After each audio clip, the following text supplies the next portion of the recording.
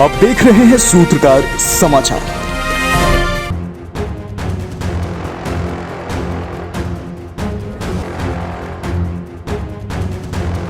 दो 2024 का चुनाव नज़दीक है और वैसे में जितने भी जो विपक्ष हैं वह कहीं ना कहीं केंद्र सरकार यानी कि भाजपा की सरकार को घेरते हुए नजर आ रही है। इस वक्त जो तस्वीरें आप देख रहे हैं राजधानी रांची की तस्वीर है, जहां की दिल्ली के मुख्यमंत्री और आम आदमी पार्टी के संयोजक अरविंद केजरीवाल पंजाब के मुख्यमंत्री भगवंत मान के साथ समर्थन मांगने के लिए झारखंड के मुख्यमंत्री हेमंत सोरेन के पास पहुंचे हैं और साथ ही संयुक्त जो है प्रेस वार्ता किया है। अध्यादेश जो लाया गया है दिल्ली में उसको लेकर उन्होंने विरोध किया है और क्या कुछ तरीके से जिस तरीके से उन्होंने लगातार बार बार कहा है कि लोकतंत्र की हत्या हो रही है देश में, इन तमाम चीज़ों को लेकर किस तरीके से समर्थन देने को लेकर मुख्यमंत्री हेमंत सोरेन ने कहा है और क्या कुछ पंजाब के मुख्यमंत्री भगवंत मान ने कहा और क्या कुछ दिल्ली के मुख्यमंत्री अरविंद केजरीवाल जिस संयुक्त प्रेस वार्ता कर जो है लोगों से अपील की है, राज्यसभा में कहा है कि जो है बहुमत नहीं है भाजपा की, तो उनमें समर्थन व मांग कर जो है अध्यादेश को जो है कहीं ना कहीं निरस्त करने की मांग की जो है गुजारिश कर रहे हैं। आप सब लोग जानते हैं कि हम पूरे किस तरह से दिल्ली के लोगों के साथ अभी पिछले महीने बहुत बड़ा अन्याय हुआ, दिल्ली के लोगों का बहुत बड़ा अपमान किया गया, उनके जनतांत्रिक हक छीन लिए गए। सुप्रीम कोर्ट ने बहुत क्रांतिकारी फैसला दिया। सुप्रीम कोर्ट ने कहा कि दिल्ली के लोग जो सरकार चुनते हैं उस सरकार को काम करने के लिए सारी शक्तियां प्रदान की जा रही हैं। सुप्रीम कोर्ट ने सारी शक्तियां दिल्ली की सरकार को, दिल्ली एक यूनियन टेरिटरी माना जाता है, इसलिए समय समय पे मोदी सरकार ने हमसे बहुत सारी शक्तियां छीन ली थी, लेकिन 11 मई को सुप्रीम कोर्ट ने आदेश पारित करके वो सारी शक्तियां दिल्ली के लोगों को वापस, दिल्ली की चुनी हुई सरकार को, कि दिल्ली के लोग जिस भी सरकार को चुनेंगे, चाहे इस पार्टी की चाहे उस पार्टी की, उस सरकार को काम करने के पूरे अधिकार होंगे। 19 मई को 8 दिन के अंदर 19 मई को रात को 10 बजे रात के अंधेरे में मोदी सरकार ने अध्यादेश जारी करके सुप्रीम कोर्ट के आदेश को पलट दिया। मोदी सरकार ने कहा कि नहीं, दिल्ली की सरकार को हम काम नहीं करने देंगे, दिल्ली वाले जो मर्जी सरकार चुने उसको हम काम नहीं करने देंगे, उसके पास काम करने के लिए कोई शक्तियाँ नहीं होंगी। ये तो एक तरह से दिल्ली के लोगों का अपमान है, दिल्ली के लोगों के अधिकार छीन लिए गए और दिल्ली के लोगों को बिल्कुल एक तरह से जनतंत्र के अंदर एक बेदखल कर दिया गया, पूरी की पूरी दिल्ली के 2 करोड़ लोगों को। अब ये जो अध्यादेश जारी किया गया है ये संसद में आएगा, संसद के मॉनसून सेशन में। तो बीजेपी की लोकसभा में तो बहुमत है, लेकिन राज्यसभा में बीजेपी के पास बहुमत नहीं है। उनकी 93 सीट्स हैं 238 में से। तो अगर नॉन बीजेपी सारी पार्टियां इकट्ठी हो जाएं तो इस अध्यादेश को हराया जा सकता, इसको बिल को हराया जा सकता है। ये बात केवल दिल्ली की नहीं है, ये बात इस देश के जनतंत्र की है, फेडरल प्रिंसिपल्स की है। आज ये दिल्ली के लिए ऐसा अध्यादेश लाएं, कल ये ऐसा ही अध्यादेश झारखंड के लिए ला सकते हैं, राजस्थान के लिए ला सकते हैं, पंजाब के लिए ला सकते हैं, हरियाणा के लिए ला सकते हैं, तमिलनाडु के लिए ला सकते हैं। किसी भी राज्य के ऊपर कानून पास करके, अध्यादेश पास करके उसके हकों को छीना जा सकता है।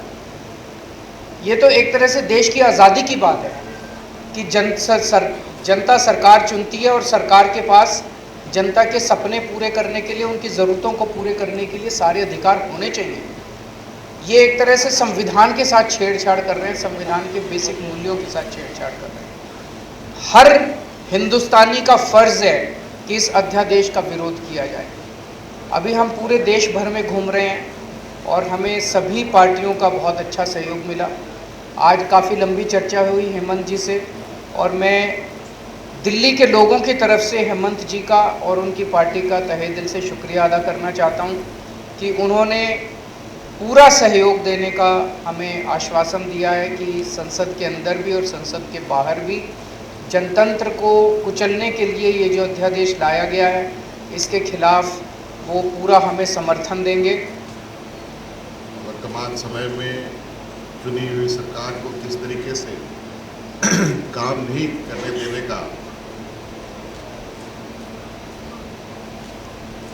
एक योजनाबद्ध कार्य केंद्र सरकार के द्वारा की जा रही है, ये कहीं ना कहीं लोकतांत्रिक व्यवस्था संघीय ढांचे का एक इस पर प्रभार है, हम इसको कह सकते हैं। और जो इस देश की ताकत जिसको हम कह सकते थे, अनेकता में एकता, उस पर भी ये बड़ा प्रहार है।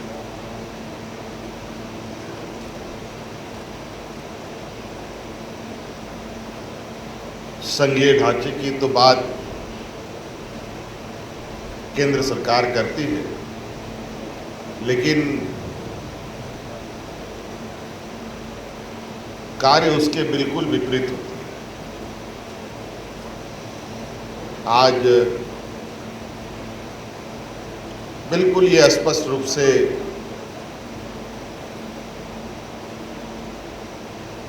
आपको ये देखने को मिलेगा, जो केंद्र सरकार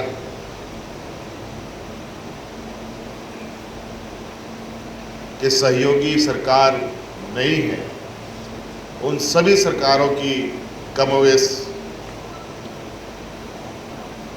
एक सी स्थिति है। कोई पर्सनल या व्यक्तिगत समस्या लेके नहीं आए। ये लोकतंत्र की जो हत्या हो रही है देश में, उसको बचाने की मुहिम है। पिछले दिनों हमने देखा था हमारे अंतर्राष्ट्रीय पहलवान अपने जीते हुए पदकों को श्री गंगा जी में बहाने के लिए हरिद्वार गए थे। अगर समय पर आवाज़ ना उठाई गई, लोकतंत्र की अस्थियों को बहाने की होगी। क्योंकि जो नॉन बीजेपी गवर्नमेंट है देश में, उन पर अध्यादेश लाए जा रहे हैं। गवर्नर जो हैं वो उन पर कुछ ना कुछ थोपते रहते हैं आए दिन। कभी कहते हैं हम आपका बजट सेशन नहीं होने देंगे, कभी कहते हैं हम आपके द्वारा काउंसिल ऑफ मिनिस्टर द्वारा पास किया हुआ भाषण नहीं पढ़ेंगे, हम अपनी मर्जी से पढ़ेंगे। तो देश में इलेक्टेड और सिलेक्टेड, अब लड़ाई ये है, लोकतंत्र में इलेक्टेड बड़ा होता है जनता, लेकिन ये सिलेक्टेड को आगे लेके आ रहे हैं। बीजेपी का एक ही तरीका है, अगर इलेक्शन में नहीं जीते तो बाई इलेक्शन से जीत जाओ, उनके बंदे तोड़ लो, बाद में बाई इलेक्शन करवा लो और कह दो कि जनता का ये फैसला है। सो आज झारखंड मुक्ति मोर्चा, जो कि पार्टी के नाम में ही मोर्चा लिखा हुआ है, ये आंदोलन से निकली हुई पार्टी है, और हमारी पार्टी भी एक आंदोलन से निकली हुई पार्टी है। तो हम लोगों को एक और आंदोलन करना पड़ेगा। 140 करोड़ जनता देश की ये उम्मीद करती है कि आने वाले दिनों में अगर देश में लोकतंत्र को बचाना है, इलेक्शन को बचाना है, तो हमें आवाज़ उठानी पड़ेगी। अपने सहयोगी दीपक के साथ सूत्रकार समाचार के लिए रांची से मैं कौशल कुमार। अगर आपको हमारा वीडियो पसंद आता है तो हमारे चैनल को लाइक, शेयर और सब्सक्राइब करना ना भूलें।